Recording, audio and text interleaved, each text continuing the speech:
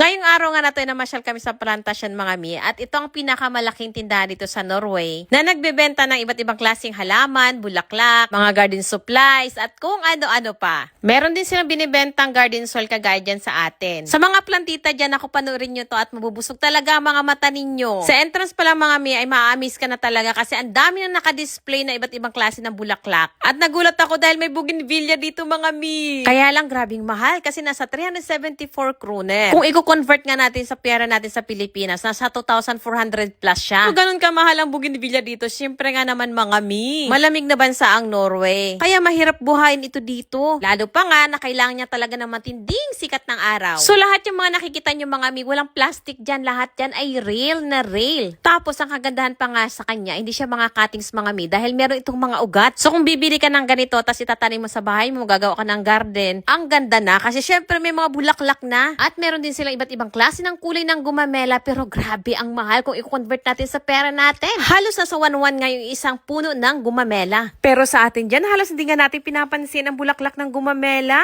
Maliliit pa nga mga gumamela na to, siguro mga 12 inches pa lang siya. Pero tingnan nyo naman ang mga bulaklak, ang dadami na at ang gaganda pa. Pero sa lahat ng bulaklak na nakita ko dito talaga ako na-amaze. Halos maglundag-lundag talaga ang puso ko na makita ko yung mga orchids. Paano ba naman kasi? Halos yata lang kulay ng orchids ay nandito na. Tapos ang gaganda pa ng flower nila, grabe mga mi, fresh na fresh talaga. Kaya nga ekspresyon ng mukha ko dyan ay hindi na halos maipinta. Kapag titingnan mo nga sila sa malayo mga mi, akala mo mga artificial flowers lang sila. Pero sa totoo lang talaga, real na real sila. Tapos itong purple mga mi, tingnan nyo, grabe, ang ganda niya. So kung pupunta ka dito mga mi at mimili ka nga ng mga halaman, ang kagandahan dito mga mi, bukod sa may ugat na siya, may mga bulaklak pa, kaya hindi mo na kailangan mag-antay na mag-bloom siya. Naalala ko tuloy na bago pa lang kami magsama ng asawa ko. Syempre kapag bago pa lang kayong kasal, pag bago pa lang kayo nagsasama, grabe pa ka-sweet-sweet yan. Ay ang asawa ko, kada uwi niya, halimbawa pupunta siya ng supermarket, pagbalik niya, may dala na siyang bulaklak. Pero ang madalas niya binibili guys, yung mga cuttings. Nanghihinayang ako kasi ilang araw lang siya mga mi, tapos mamamatay na. Kaya sinabi ko sa kanya, kapag bibigyan niya ako ng bulaklak, gusto ko yung may ugat. Kaya simula nung sinabi ko sa kanya na gusto ko yung may mga ugat, yun na nga ang binibili niya sa akin, yung rose na may ugat, orchids, para sabi ko may aalagaan niya ako dito sa bahay. So hindi lang pala mga bulaklak ang meron dito mga mi. Meron din silang tinda dito ng iba't ibang klase ng mga paso. Tapos may mga indoor plants din sila mga mi, yung mga hindi namumulaklak. May nakita pa nga ako dito na parang San Francisco, pero grabe mi, nung makita ko ang presyo, hindi ko kinaya.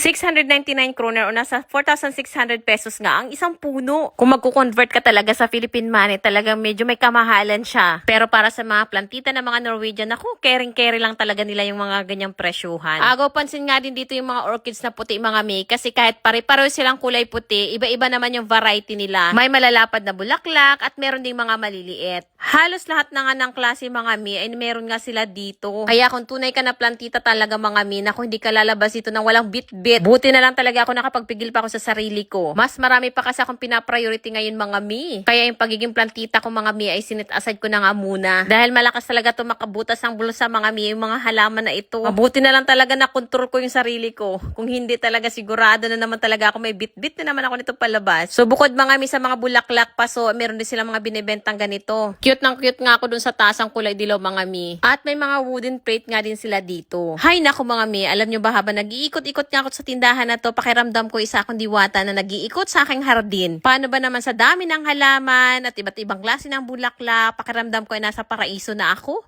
Nagandahan nga rin ako dito sa klase ng bulaklak na to mga mi, kasi yan siya, nag-iiba-iba ang kulay niyan habang tumatagal siya. Kaya kung mapapasin nyo nga, iba't ibang klase talaga yung kulay niya. May green, may dilaw, may purple, may pink. Talaga namang napakaganda niyang tingnan, lalo pat hitik na hitik ito sa kanyang mga bulaklak. Sana meron din tayong ganitong klase ng mga bulaklak sa Pilipinas. Meron din naman siguro mga mi pero hindi lang natin alam. O ako ang hindi nakakaalam. Grabe talaga nakaka-enjoy mag-ikot-ikot dito mga mi, kahit sightseeing lang talaga ang saya-saya ng puso ko. Pero syempre hindi lang naman kami nag-sightseeing dyan mga mi, nag-dine-in naman kami dyan kasi meron din siyang kainan. Sakto nga, hapunan na, sabi ko sa asawa ko, dito na lang kami kakain para kako hindi na kami magluto pag-uwi namin. So habang papauwi na nga kami, papa-exit na kami dito sa tindahan na to mga mi, nakita ko talaga ang dami rin nilang mga tindang paso. Ikaw na lang talaga ang manawang mamili dito. Ikaw rin ang mamimili ko anong kulay ang gusto mo para pare-pareho sila. Tapos iba't ibang ibang klase rin yung design ng kanilang paso. Nakakatuwa talaga. Kung may ganito lang sa Pilipinas, siguro laging ubos ang pera ko dahil mapupunta lang dito sa mga ito. Bukod nga dito sa mga paso mga mi, meron din silang mga furniture para sa garden. Ito kasi sa Norway mga mi, usually kapag ka-summer na nga, ay naglalabas sila ng mga ganitong furniture sa labas, doon sa kanilang terrace, tapos habang nagbabarbecue, nagtatambay sila dyan. May ganyan din kaming furniture sa bahay mga mi, pero pinag-iisipan ko pa kung ilalabas ko ngayong summer. Kasi nga pag winter, kailangan mo ulit silang iligpit mga mi, dahil nga syempre mapupuno sila ng snow. Pero sa lahat ng halaman na nakita ko talaga, ito ang pinakamahal. Ang olive tree. Alam nyo ba kung magkano siya? Nasa 105,000 pesos lang naman.